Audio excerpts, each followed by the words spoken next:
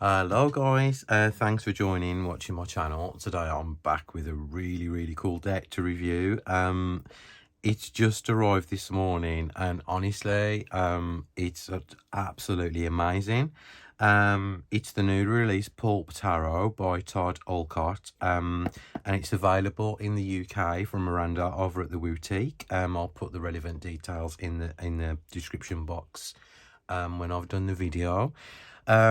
You know what? You know when you have that deck come and you think, oh my god, this is just amazing. This is one of those kind of decks. I didn't actually back it on Kickstarter.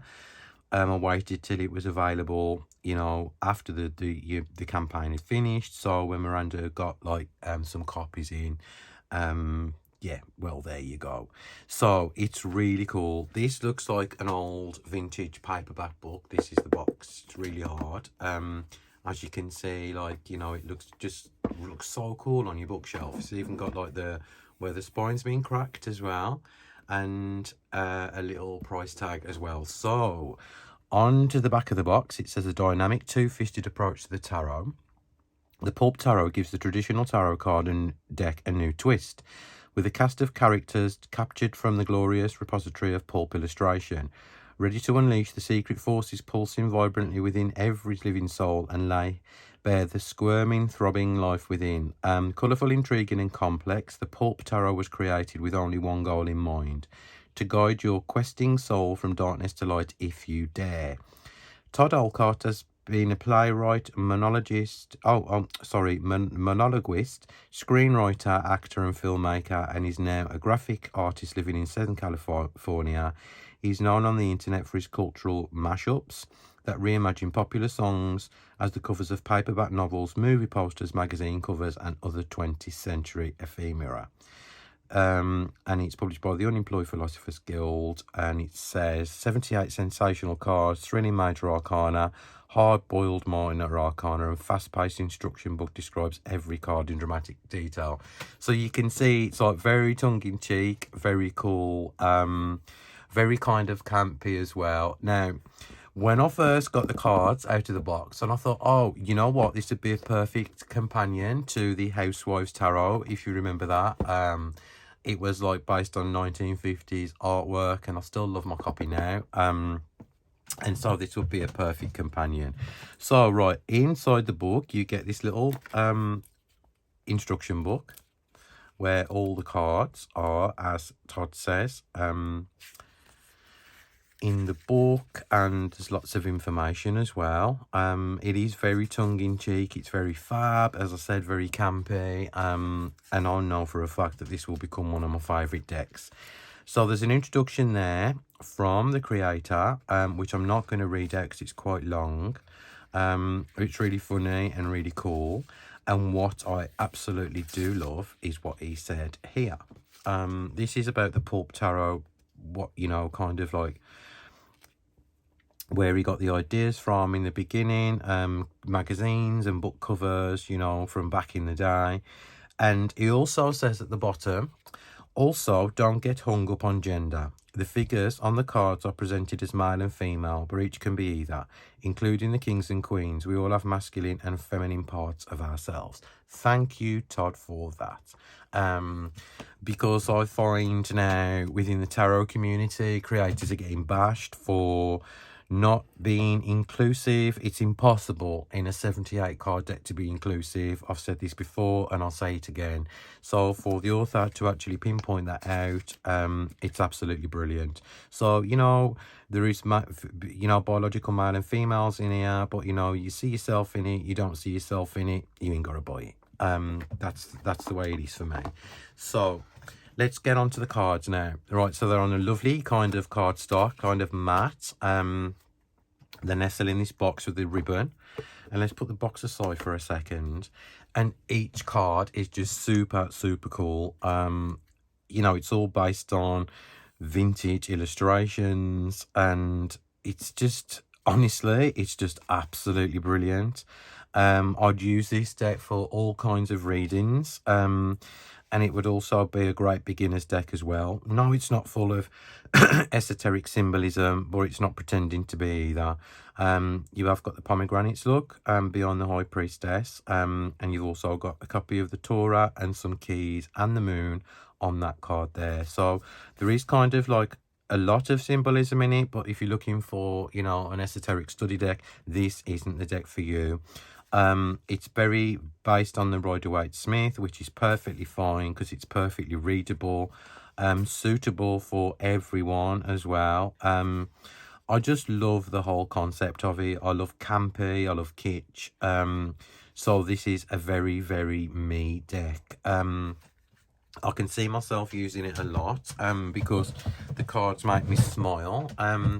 And we like those decks, don't we, that make us smile, because life's all about having fun at the end of the day. And if you can do something light-hearted with, you know, the tarot, go for it. It's absolutely brilliant as far as I'm concerned. So you've got the big title there, you've got the illustration, and you've got the major arcana, and then the number 9 there. You may be able to like spot some of the, you know, the original illustrations. I can't, because I think they're all American. But like, I mean, I do remember, you know, on old movies, so, you know, that like the Pulp artwork and the book covers as well. And it's really, really cool. That looks like a movie poster. Oh, look, the death card. It's giving me a Hammer horror vibe, which I love. Part man, part woman, all angel. 1 foot in the water, 1 foot on land. The enslaved woman, the enslaved man. So you've got that on the devil there. And that looks like the front of a comic book cover. The tower. God, that's so cool.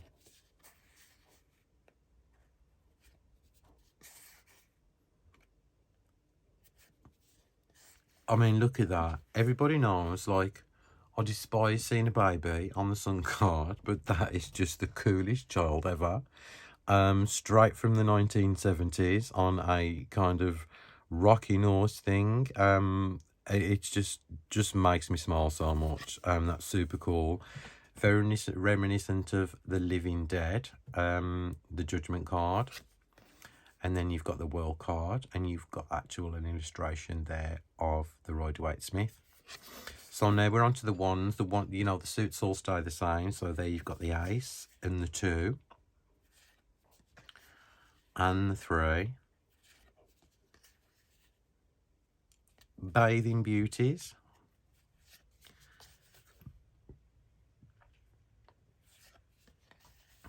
Oh, that's just so fab. See, this is what I'm saying about, like, you know, the indie decks. You just see so much variety around. I'm so over mass market decks now. They offer me nothing. If you watched my video yesterday, the 2 mass market decks that I reviewed were absolutely awful. But you know, you do some like research, some looking on Kickstarter or anywhere else on the internet, and you do see these really cool decks that you wouldn't see mass market normally. I love the way that the creators think outside the box, bring something new and valid to the table. And as I said, like, you know, you can see a complete nod to the Rider-Waite-Smith system in all of the cards. You're not left scratching your head thinking, well, where did they get that from? Like you are, you know, with some decks available on the market now. I just love it. That is so cool. So he looks all sassy and in control with that cat there. And so we're on to the cups now.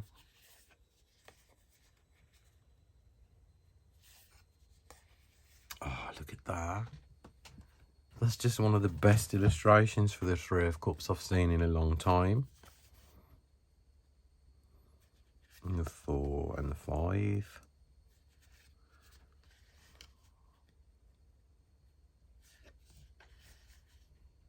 Oh, that's really cool too. This is like, you know, the the old kind of murder mystery novels, the covers of, you know, when you see like somebody shady walking away from a scene. That's just amazing.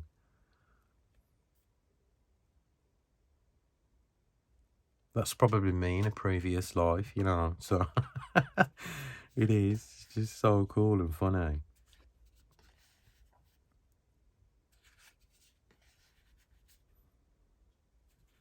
And now the Queen. I love the way that the creator has actually got the whole meaning of the card via the illustration, and obviously, you know, it's layered artwork, some of it. But he's got the complete kind of vibe going on in the card. You can tell it's not just slapped together. There's a lot of thought gone into it, and this is what I absolutely love. You know, it's not just a deck for the sake of being a deck. There is a lot of work and, you know, creative process gone into it. And this is what I loved about it when I did first see it. I thought that is such a super cool deck.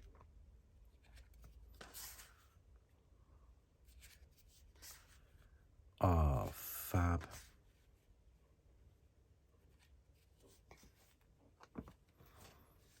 And there we have the Queen. And then the King. So now we're on to the last suit, which is Pentacles.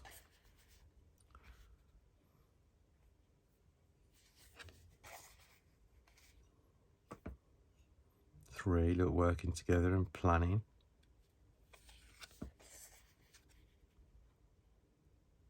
Oh, that's just brilliant.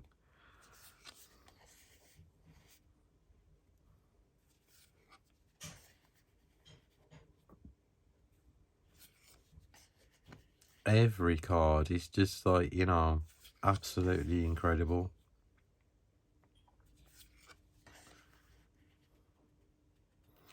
Is that Diana Dawes by any chance? It certainly looks like her. And the 10 and the page,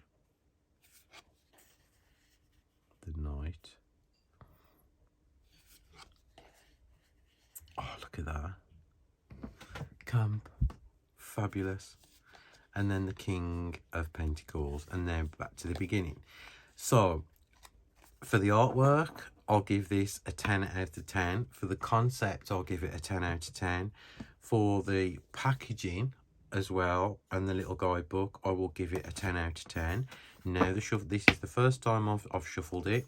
So, I'll riffle shuffle. See how it riffle shuffles. Perfectly fine, guys. Look. And then we'll do the spreadability factor, what I normally do. So like, as we can see, that shuffles perfectly. The cards feel really nice in your hands. No sharp edges, no metallic edges to worry about either. On the back of the deck, look, you've got like the Pulp tarot. Can you see the little boxes there? But you wouldn't really know unless you like kind of look for it, because it looks like a pattern. So let's have a look at the fan test. Let's have a look. Perfectly fine to fan, because it's not on that horrible rose petal cardstock. And let's pick a card for us. We have got the Page of Pentacles. So we know what this is about. This is all about planning for the future. So don't just look at what you've got, utilize it to the best ability. It may be in the early stages, but if you carry on doing the work, you'll get there eventually. So thank you so much, guys, for watching this review. This was thoroughly enjoyable. It's just a completely incredible deck. As I said, it's available from Miranda now over at the boutique. It retails for £25 UK, and for an indie deck, that is an absolute bloody bargain. So I hope you treat yourselves and get yourself a copy of this incredible deck. I am so glad I've got mine. So thank you so much for watching. Please leave some comments underneath. Let me know what you all think. I'll be back later on today, as I'm doing a live with Levi of Masculine Intuitions this evening, 7 PM UK time, 8 PM Central European time. Have a lovely day, guys, wherever you are in the world. Stay safe. Sending you love as always, and I'll see you soon. Bye, guys.